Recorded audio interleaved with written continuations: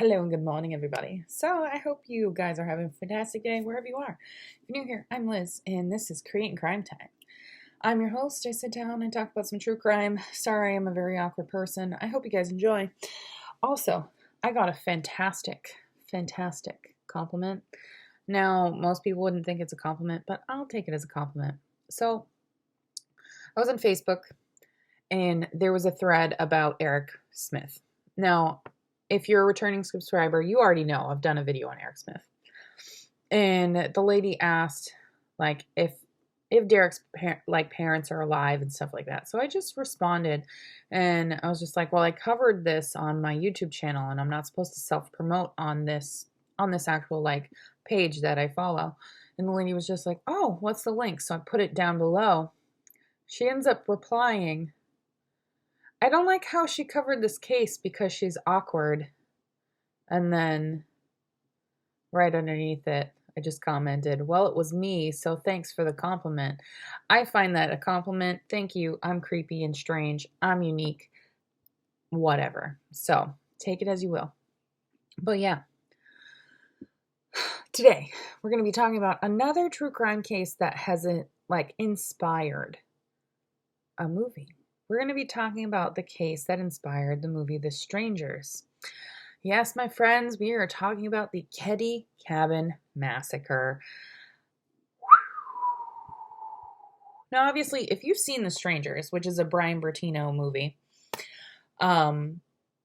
you know kind of the basis, where it's in that movie, it's a young couple that is in a remote cabin and is terrorized by 3 masked criminals. Well, the Keddie murders, they're an unsolved set of, it's a quadruple homicide that's unsolved. And it took place the night of April 11th and 12th in 1981 in Keddie, California. So our victims in this case involve Glenna Sharp, or Susan Sharp, Tina Louise Sharp, John Stephen Sharp, and then John's friend Dana Hall Wingate. So these murders took place in the Cabin 28 in the Keddie Resort. Yes. So let's talk about this. Let's give a little background. So another reason why I wanted to cover this too is because Sue is from Massachusetts. So if you can't tell, I got a thing about people being from Mass and people being from New England. It's because I live in New England. So whatever. If you're not from this area, you're not really going to understand that. We just like strange. I'm a strange person. Whatever. So in July of 1979, Sue, along with her 5 children, they left their home in Connecticut. And this is after she's separated from her abusive husband, James. She decided to relocate to Northern California, and this is where her brother Don was residing at the time. So when she arrived in California, she ended up deciding to rent a small trailer, which was formerly occupied by her brother in the town of Quincy, which is in where the trailer was in the Claremont Trailer Village. So the following fall, so now the fall of 1980, she then moved to house number 28 in the Sierra Nevada resort town of Keddie. This house was much larger than the trailer. Now, obviously, she has her children, so her 5 children, they need something bigger than just a small trailer. So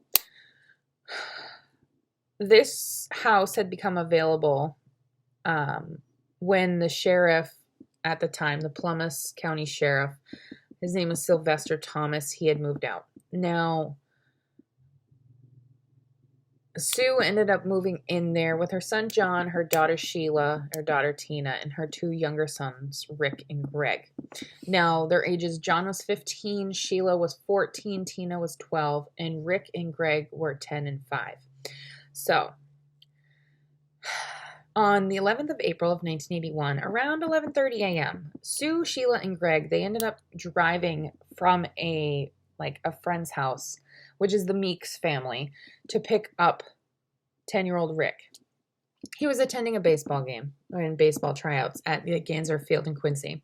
So they end up, John ends up bringing a friend along. So, and John and his friend Dana are hitchhiking at the time. They're at the mouth of the canyon from Quincy to Keddie. And this is when Sue, Sheila, and Greg end up picking them up on the way. And they drove about 6 miles away to Keddie. So that's how far out they got. Around 2 hours later, John and Dana then hitchhiked back to Quincy, where they made plans with their friends. And it's around this time these two were seen in the downtown area as well, giving them a good alibi.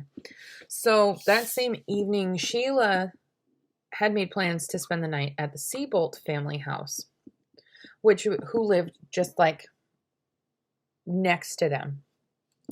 So this left Sue, Rick, Greg, and the boy's friend Justin Smart there. Now Sheila ends up leaving the house at around 8 p.m., leaving her mom and the younger kids alone. Now, Tina, who had been watching TV at the Seabolt residence, she then returns home at 9:30. And this is after Sheila arrives at that friend's house, that same friend's house, to spend the night. So, at about 7 a.m. on the morning of April 12th, Sheila returns back to cabin number 28. This is when she discovers the dead bodies of Sue, John, and Dana in the living room. All three were bound with medical tape and electrical cords. Now, Tina, who was absent at the time, they couldn't find Tina. And also the other three, Rick, Greg, and Justin. Now, they were unharmed in a bedroom, like right off from the living room. There were initial reports that the three young boys had slept through what happened, but this was later, contradicted.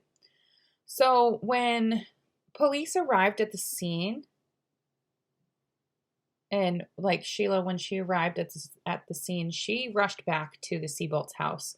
This is where Jamie Seabolt ended up going inside and getting Rick, Greg, and Justin through a bedroom window because he didn't want the kids to see what happened. He later admitted that he had to enter the home through the back door to see if anybody was still alive. And he did admit this would potentially contaminate any evidence with him doing that. So the murders of Sue, John, and Dana were severely vicious. Severely vicious. 2 bloodied knives and a hammer was found at the scene. One of the knives, which was a steak knife, had been determined to be used in the murders. It had been bent at roughly a 30-degree angle. That's how hard this person used that knife. There was blood splatter evidence all over the inside of the house that indicated the murders of Sue, John, and Dana had taken place in the living room. Now, Sue was discovered lying on her side near the sofa. She was nude from the waist down. She had been gagged with a blue bandana and her own underwear, which had been secured with tape. She had been stabbed in the chest. Her throat was stabbed horizontally, so stabbed through, and the wound going through her larynx had nicked her spine, and on the side of her head had an imprint matching the butt of a pellet rifle, which is a Daisy 880 Powerline BB rifle. John's throat was slashed. Dana had multiple head injuries and had been manually strangled to death. So both John and Dana had suffered from blunt force trauma to their head caused by the hammer or hammers.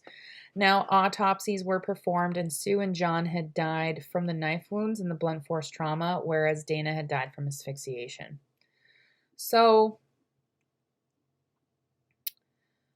Sheila and the Seabolt family, that's where Sheila was, they didn't hear anything that night.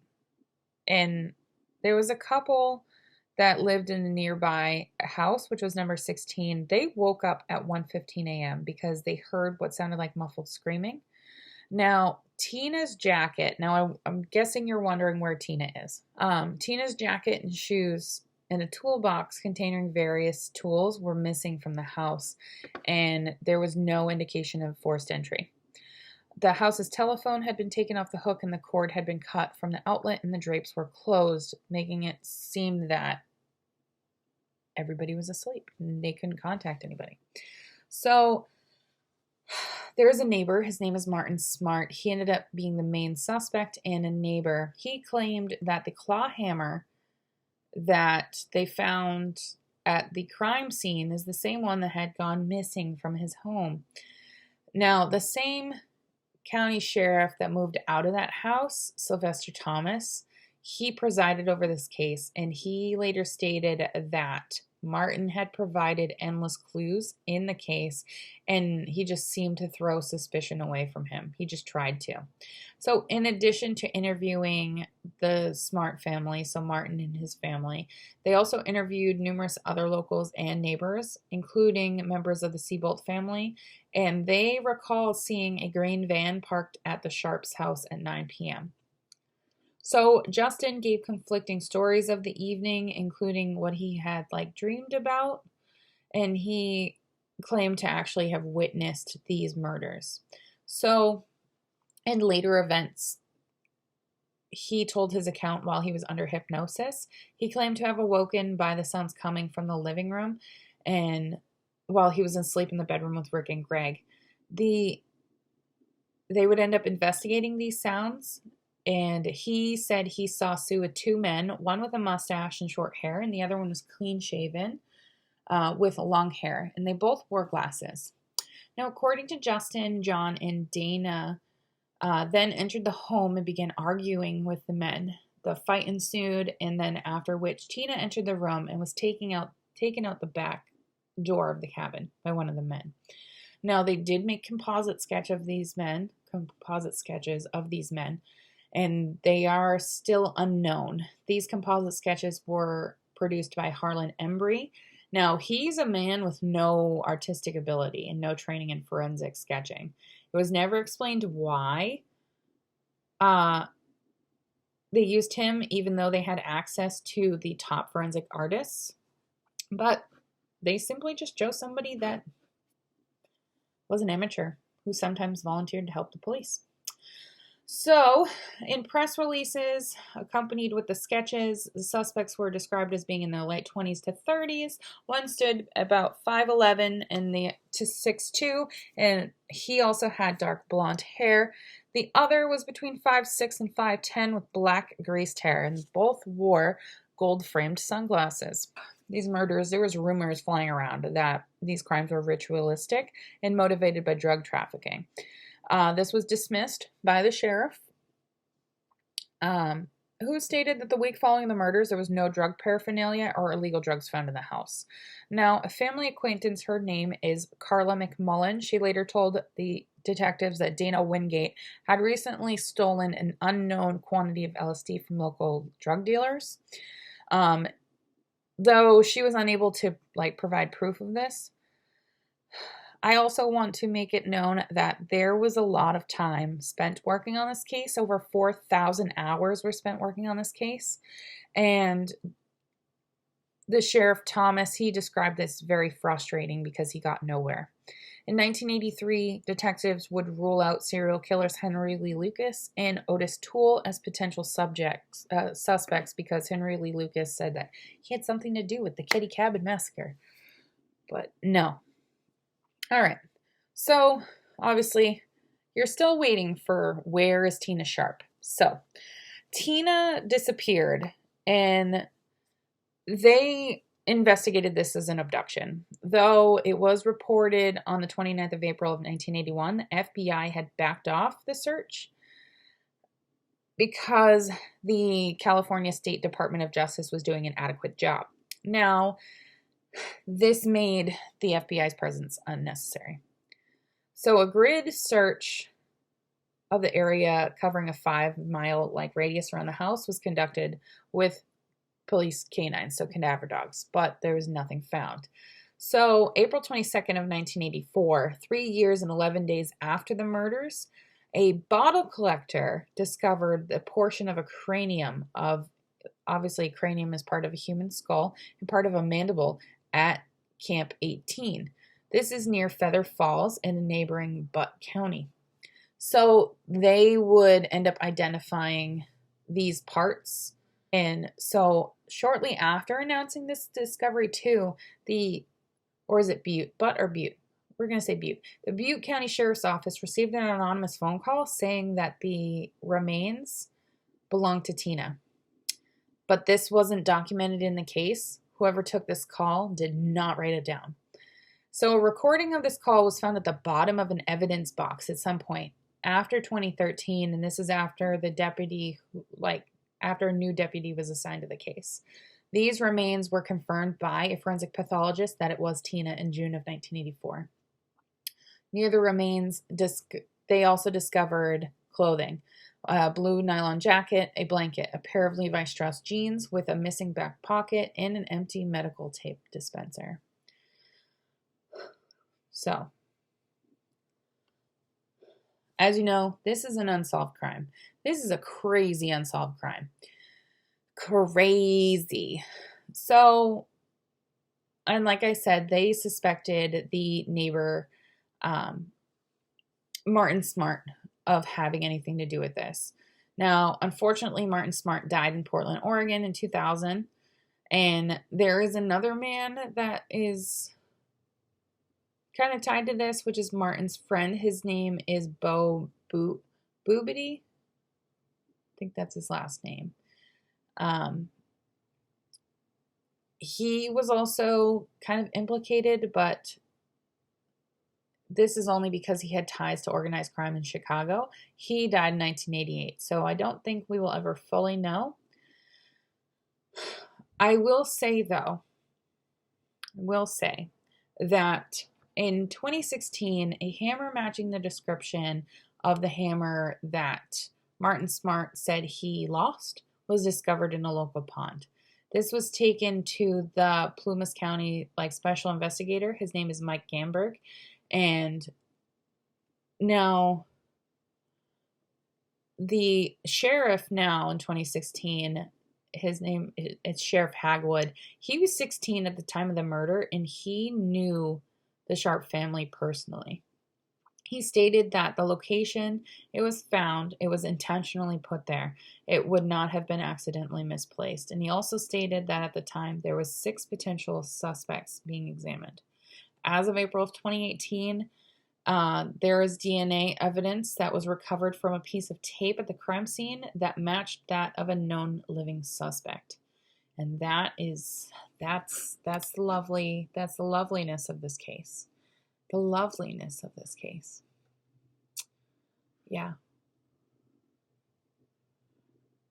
Also, I would like it to be known that the cabin of which this happened in, they did try and rent it out, but this cabin would end up being demolished in 2006 due to the fact that nobody wanted to rent out this cabin. Eventually it became an eyesore, nobody was taking care of it, and then it would just turn into nothing. So they demolished it. But that, my friends, is the Keddie Camp Massacre. I know it's weird, but yeah, I hope you guys enjoyed. Don't forget to leave a true crime case in the comments down below. That way I can cover it in an upcoming video. But I hope you guys have a great day. Don't forget to hit that subscribe button and turn the bell notification on all. And I'll see you guys in my next video. Bye, you guys.